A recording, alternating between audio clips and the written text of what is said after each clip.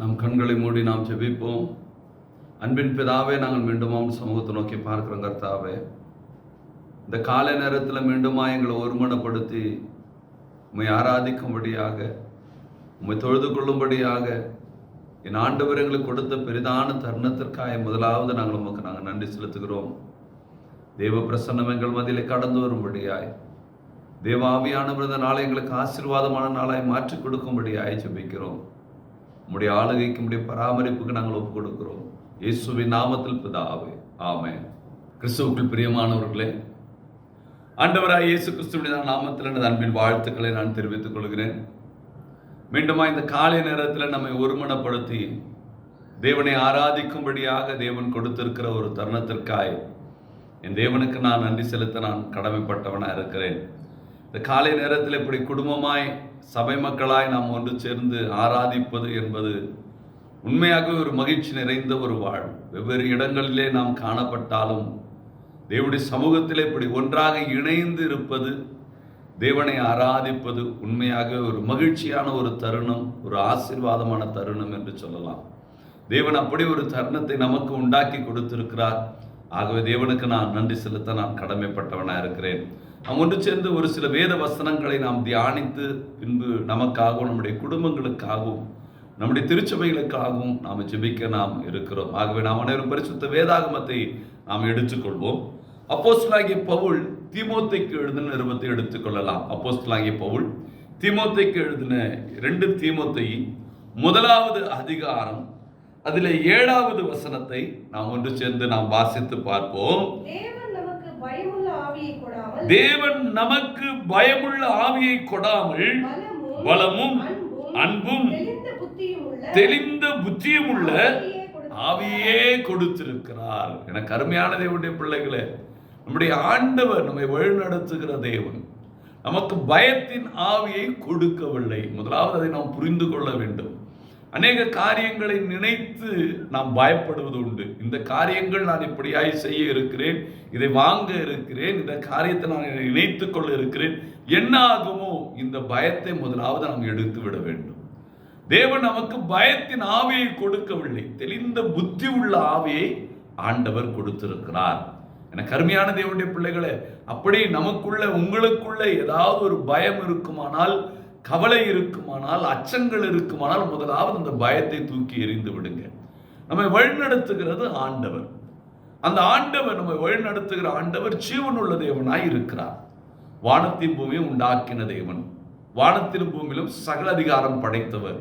அவர் சொல்ல ஆகும், அவர் கட்டளையிட நிற்கும். இவ்வளவு அதிகாரம் படைத்த நம்முடைய ஆண்டவர், நம்முடைய ஆண்டவர் அவருடைய பிள்ளைகளாய் இருக்கிற நமக்கு, அவருடைய பிள்ளைகளாய் இருக்கிற உங்களுக்கு பயத்தின் ஆவியை கொடுக்கவில்லை.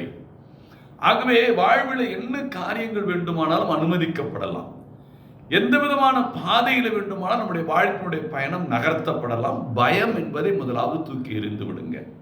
வேதத்திலே தேவன் எடுத்து பயன்படுத்தப்பட்ட பாத்திரங்கள் ஒவ்வொன்றையும் நீங்கள் கூர்ந்து கவனிப்பீர்கள் என்று சொன்னால், அக்கினி ஜுவாலையிலே சாத்ராக் மேஷாக் பயந்து விடவில்லை, சிங்கத்துடைய கெபியிலே தானியேல் பயந்து விடவில்லை, சிறைச்சாலையிலே பவுலும் சீலாவும் பயந்து விடவில்லை, யோசேப்பு குடியிலே தள்ளிவிடும் பொழுதோ, மீதியானுடைய கையிலே விற்கப்படும் பொழுதோ, சிறைச்சாலையில் அவனை தூக்கி எறியும் பொழுது அவன் பயந்து விடவில்லை. ஏனென்று சொன்னால் அவர்கள் நன்கு அறிந்திருக்கிறார்கள், ஆண்டவர் எனக்கு பயத்தின் ஆவியை கொடுக்கவில்லை, தெளிந்த புத்தி உள்ள ஆவியை எனக்கு கொடுத்திருக்கிறார். இதில் நான் முழுமையான ஒரு கவனம் செலுத்துகிறவர்களாய், முழுமையாக அதை புரிந்து கொள்ளுகிறவர்களாய், தன்னுடைய அழைப்பையும் நான் ஆராதிக்கிற தேவன் யார் என்பதையும் அறிந்தவர்களாய் அவர்கள் பயணிக்கிறதை நாம் இந்த இடத்தில் நன்றாக கவனிக்க முடிகிறது. ஆகவேதான் அப்போஸ்தலனாகிய பவுல் தீமோத்தேயுக்கு சொல்லும் பொழுது இதைதான் அவர் சொல்லுகிறார். தீமோத்தேயுவே, உனக்கு ஆண்டவர் பயத்தின் ஆவியை கொடுக்காமல் பலமும் அன்பும் தெளிந்த புத்தி உள்ள ஆவியை உனக்கு கொடுத்திருக்கிறார். ஒரு அன்பை உனக்கு கொடுத்திருக்கிறார், அவருடைய அன்பை உனக்கு கொடுத்திருக்கிறார், தெளிந்த புத்தி உள்ள ஆவியை கொடுத்திருக்கிறார். அப்போ பயத்தின் ஆவியை தூக்கி எறிந்து விட்டு தேவன் நமக்கு கொடுத்திருக்கிற அந்த அன்பு, அந்த கிறிஸ்துவுடைய அன்பு இருக்குது பாருங்க, அந்த அன்பை சுமந்தவர்களாய் நம்முடைய வாழ்வை நகர்த்தணும். எந்த நிலையில் இருந்தாலும் தேவனுடைய அன்புளால் நிரப்பப்பட்டவர்களாய் உங்களுடைய வாழ்வை நீங்கள் நகர்த்த வேண்டும். சோதனைகள் பல வரலாம், சூழ்நிலைகள் பல மாறலாம், காலநிலைகள் எப்படி வேண்டுமானால் மாறலாம், ஆனால் அந்த அன்பு ஒரு காலம் மாறாது என்று சொல்லி வேதம் சொல்லுகிறது. அந்த அன்பு மாறாத அன்பை சுமக்கிறவர்களாய் நம்முடைய வாழ்வை நாம் நகர்த்த வேண்டும். எனக்கு ஒரு பெயர் வைத்திருக்கிறார்கள். இந்த பெயர் நான் கோபமாக இருக்கும் பொழுதோ அல்லது நான் சந்தோஷமாக இருக்கும் பொழுதோ அல்லது பாடுகளில் இருக்கும் பொழுதோ என்னுடைய பெயர் எங்கும் மாற்றப்படுவது கிடையாது. அப்படிதான் ஆவிக்குரியவர்களாய் இருக்கிற நாமும் அவருடைய அன்பை பெற்றவர்களாய் இருக்கிற நாமும் அந்த அன்புள்ள குணம் நம்மிடம் இருந்து எப்பொழுதும் மாறக்கூடாது. எந்த நிலையிலே உங்களுடைய வாழ்வு நகர்த்தப்பட்டாலும் நீங்களாகவே, நீங்கள் ஆவிக்குரியவர்களாகவே, நீங்கள் ரட்சிக்கப்பட்டவர்களாகவே, நீங்கள் அவருடைய அன்பை பெற்றவர்களாகவே, நீங்கள் தெளிந்த புத்தி உள்ளவர்களாகவே உங்களுடைய வாழ்வை நீங்கள் நகர்த்த வேண்டும். இதுதான் உங்களுடைய வாழ்வுக்கு ஒரு வெற்றி பயணத்திற்கான ஒரு வழி வகுக்கக்கூடியதாய் இருக்கிறது. அப்போஸ்தலனாகிய பவுல் அதை தான் சொல்லுகிறார். ஆண்டவர் நமக்கு தெளிந்த புத்தி உள்ள ஆவியை கொடுத்திருக்கிறார், அன்புள்ள ஒரு ஆவியை நமக்கு கொடுத்திருக்கிறார். ஆகவே பயம் அப்படி ஏதாவது ஒரு காரியங்களிலே உங்களுக்கு இருக்குமானால் முதலாவது அதை தூக்கி எறிந்து விடுங்க. தேவன் எனக்கு பயத்தின் ஆவியை கொடுக்கல. பயப்படுகிற மனிதன் யார் தெரியுமா? ஆண்டவர் மீது நம்பிக்கை இல்லாத ஒரு மனிதன், விசுவாசத்திலே குறைந்து போயிருக்கிற மனிதன்.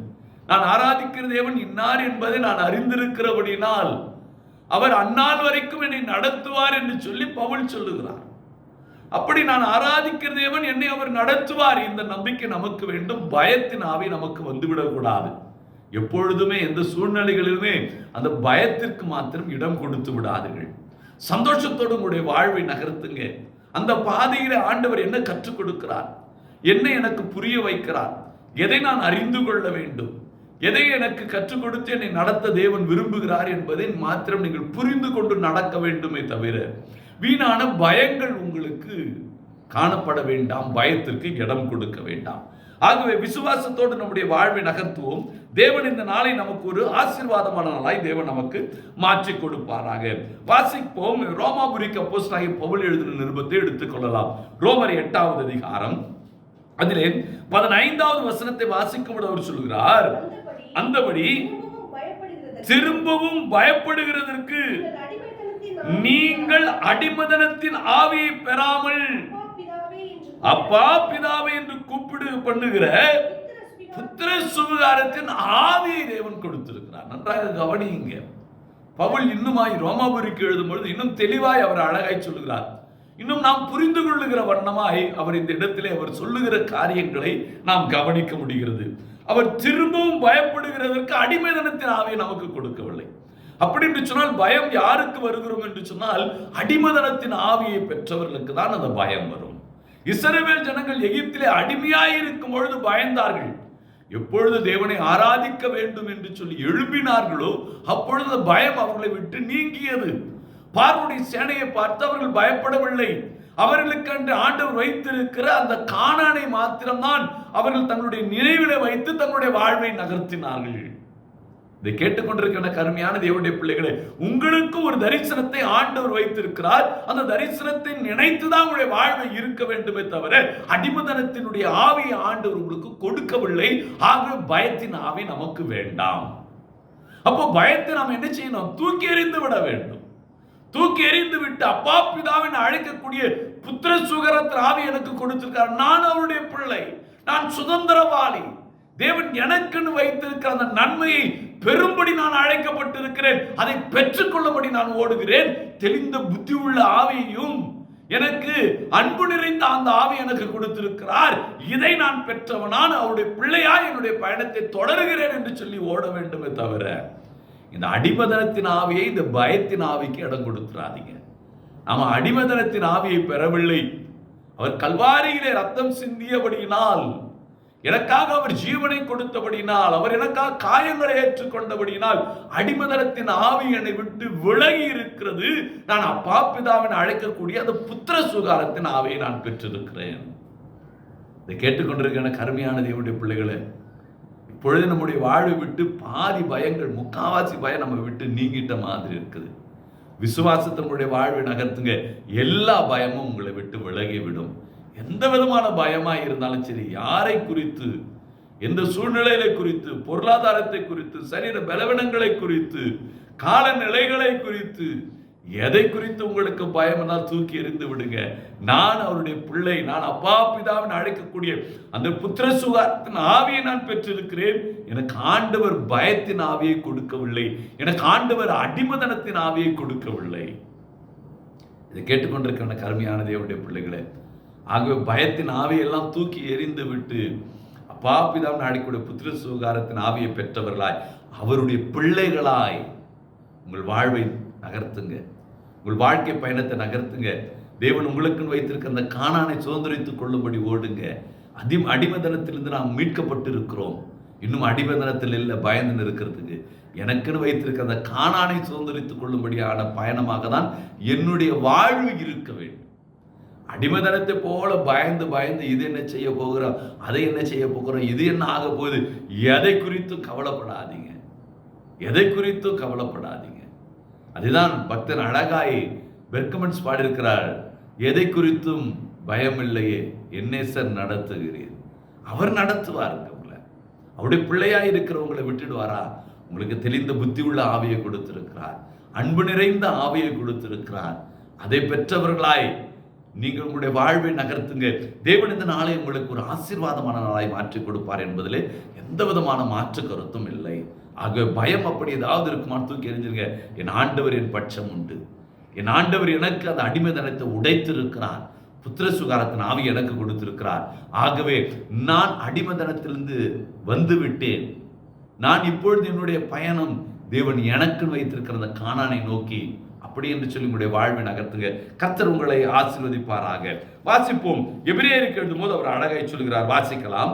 எபிரேயர் 2வது அதிகாரத்தை எடுத்துக்கொள்வோம். எபிரேயர் 2வது அதிகாரம் 2வது அதிகாரத்திலே 15வது வசனத்தை வாசிக்கும் பொழுது அவர் சொல்கிற காரியம், ஜீவ காலமெல்லாம் மரணத்தினாலே அடிமைதனத்துக்குள்ளானவர்கள் யாவரையும் விடுதலை பண்ணும்படிக்கு அப்படி ஆனார்.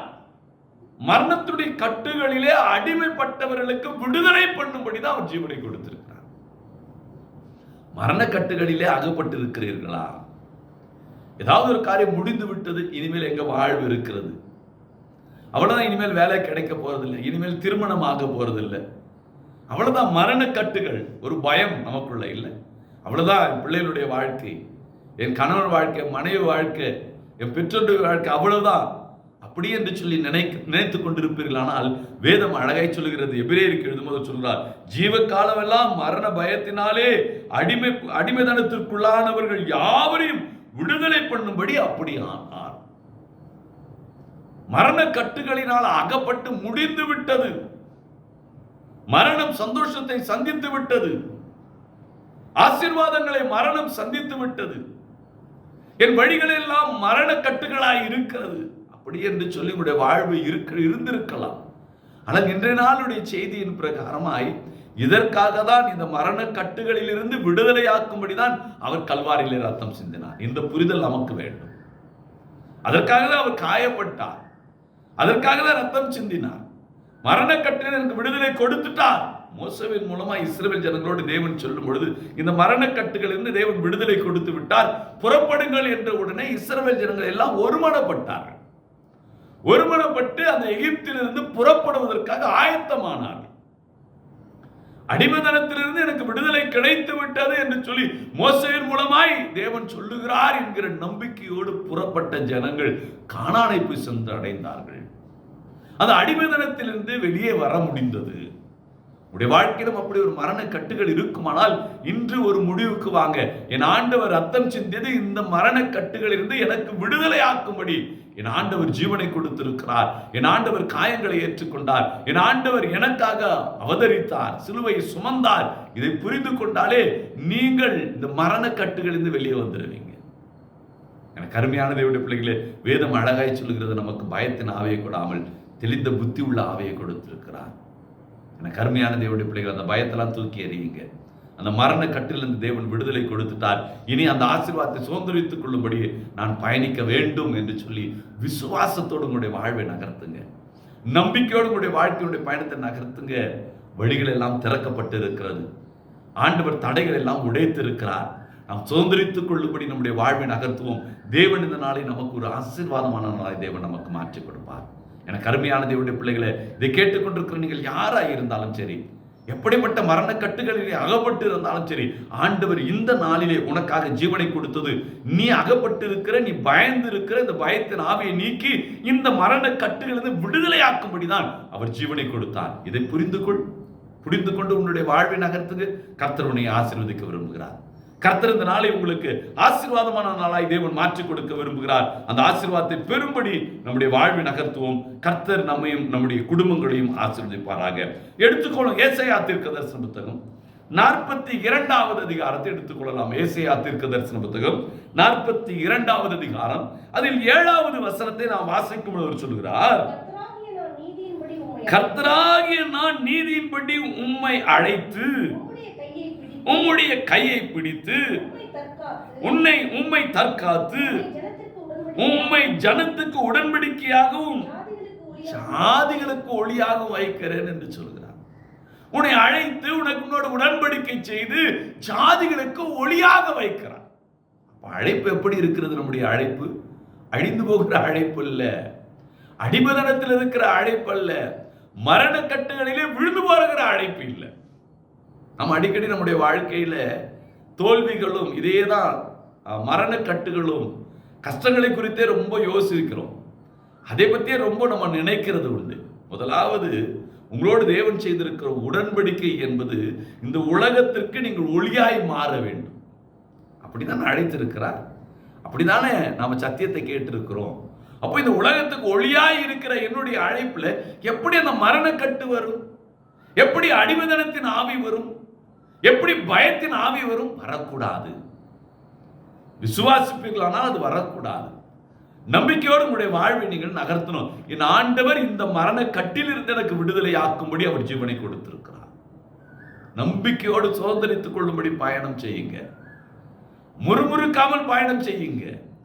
கர்த்தர் உங்களுக்கென வைத்திருக்கிற நன்மையை நீங்கள் பெற்றுக்கொள்ள முடியும். உங்களுக்கென வைத்திருக்கிற அந்த ஆசீர்வாதங்களை சுதந்திரித்துக் கொள்ள முடியும். மரண கட்டுகளிலிருந்து விடுதலை கொடுத்து விட்டார். ஏசாயா தீர்க்கதரிசி அதை தான் அழகாய் அவர் சொல்லுகிறார். அவர் உம்முடைய ஜனத்திற்கு உடன்படிக்கையாகவும் ஜாதிகளுக்கு ஒளியாகவும் வைத்திருக்கிறார். உன்னை அழைத்து ஜாதிக்கு ஒளியா வைக்கிறார். இந்த உலகத்துக்கு ஒளியாய் வைக்கிறார்.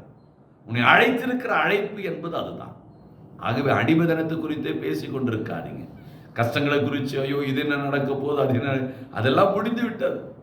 என் ஆண்டவர் அன்றே ரத்தம் சிந்திட்டார், அன்றே அவர் காயங்களை ஏற்றுக்கொண்டார். எல்லாம் முடிந்து விட்டது. அந்த மரண கட்டுகளுக்கு ஒரு முடிவு வந்து விட்டது. அடிமதனத்திற்கு ஒரு முடிவு வந்து விட்டது. தேவன் ஜாதிகளுக்கு என்ன ஒளியாய் வைத்திருக்கார், அந்த உலகத்துக்கு என்ன ஒளியாய் வைத்திருக்கிறார்.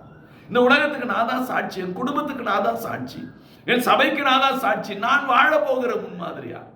இப்படிதான் உனக்கு அழைப்பை கொடுத்திருக்கிறார். இதை புரிந்து கொள்ளுங்க. முதல்ல உங்க அழைப்பு என்னன்றதை புரிந்து கொள்ளுங்க. அழைப்பே தெரியல, நாம என்ன கஷ்டத்தை பத்தியே இன்னும் பேசின்னு இருக்கிறோம், இன்னும் தடைகளை பத்தியே பேசின்னு இருக்கிறோம், இன்னும் என்ன ஆக போகுதுன்னு சொல்லி நாம செய்ய வேண்டிய இப்படி ஒரு எண்ணங்களை கொடுத்து இந்த பயத்தை கொடுத்து நாம செய்ய வேண்டிய ஊழியம் நின்று போச்சு.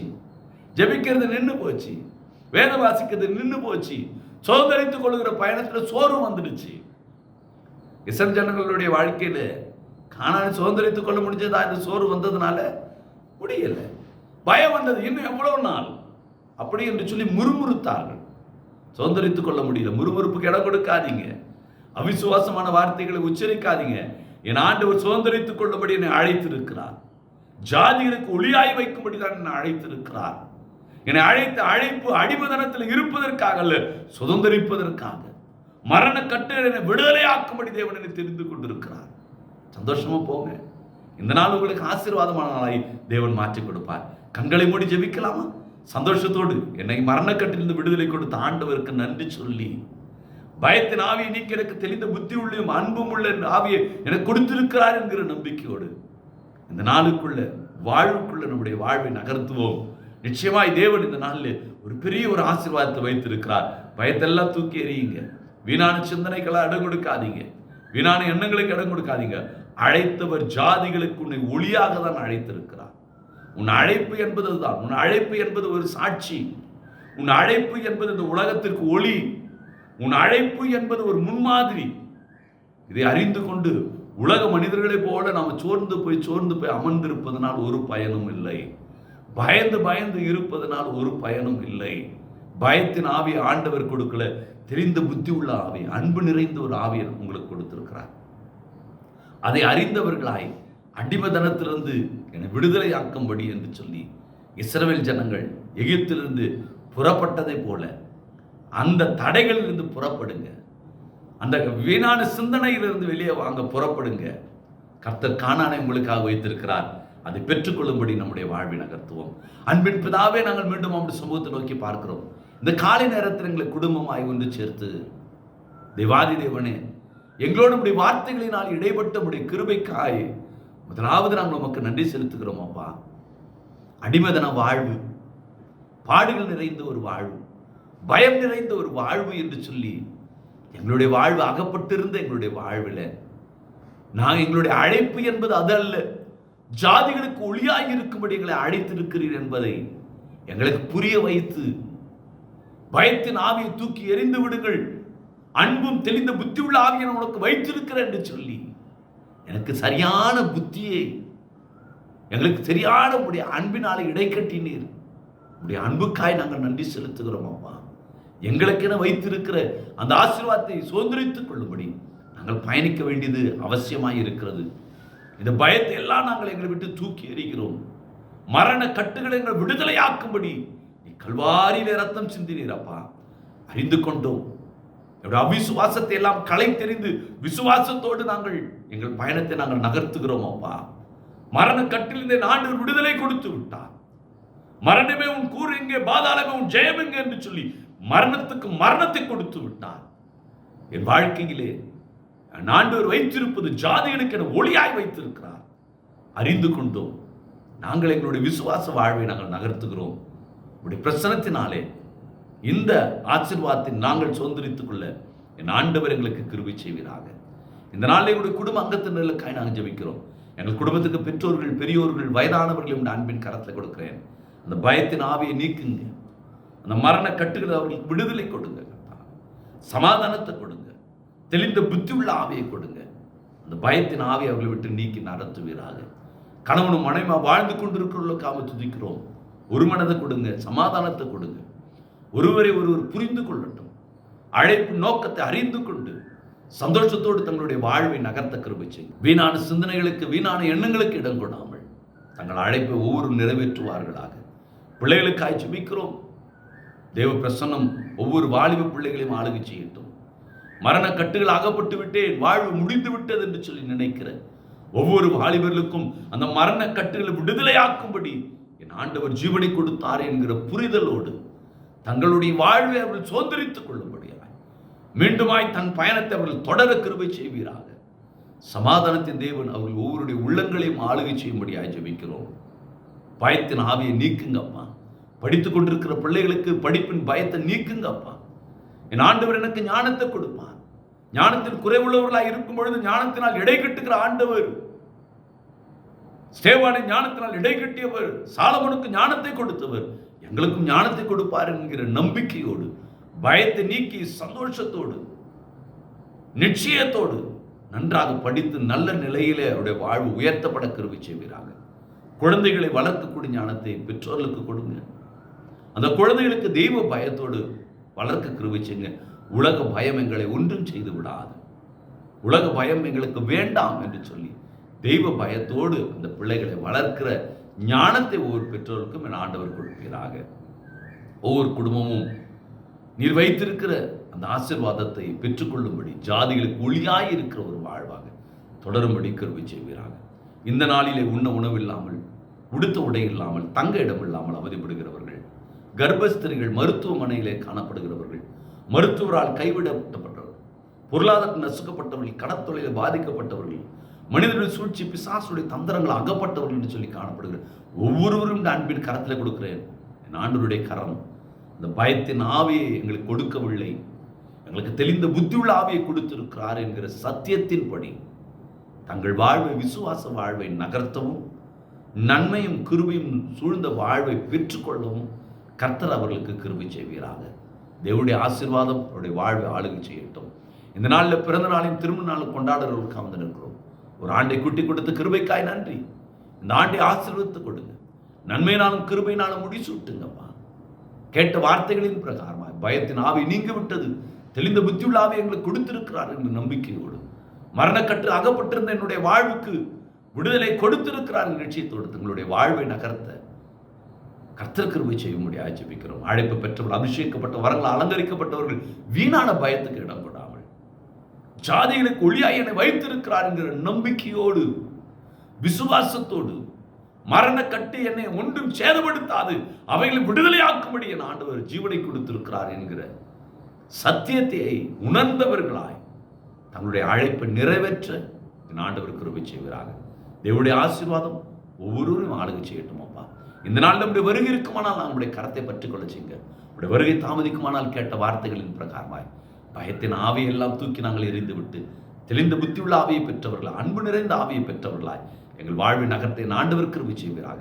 துதிகன மகிமையில்லாமல் கொண்டாகட்டும் இயேசுவின் நாமத்தில் பிதாவே, ஆமென். என் ஆத்துமாவே கர்த்தரை ஸ்தோத்திரே, என் முழுவதும் பிரசுநாமத்தை ஸ்தோத்திரே. என் ஆத்துமாவே கர்த்தரை ஸ்தோத்திரே, அவர் செய்த சகல உபகாரங்களை மறவாதே. அவன் அக்கமெல்லாம் மன்னித்து நோயெல்லாம் குணமாக்கி உன் பிராண நடுவிளக்கம் விட்டு உன்னை கிருபையினால் முடிசூட்டி நன்மையினால் வாயை திருப்தி ஆக்குகிறார். கிடுகுக்கு சமானமா வயது திரும்ப வாழ வைத்த போல ஆகிறது. ஆமென்.